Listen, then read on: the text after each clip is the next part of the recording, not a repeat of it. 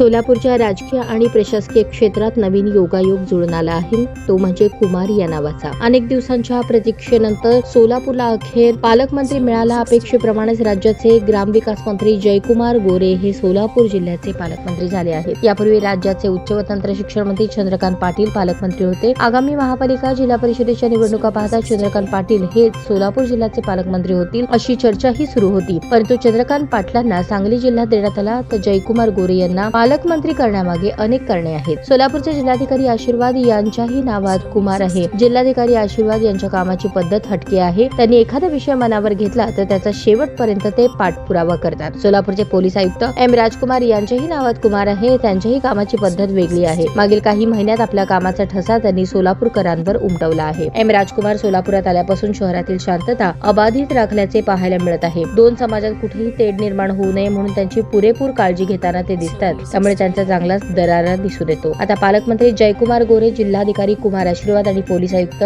M राजकुमार या तिघांच्या नावात कुमार असल्याने त्यांचा बोलबाला सोलापुरात राहणार अशी चर्चा ऐकण्यास मिळू लागली आहे। ताज्या बातम्या पाहण्यासाठी प्राईम महाराष्ट्र न्यूज चॅनलला सबस्क्राईब करा।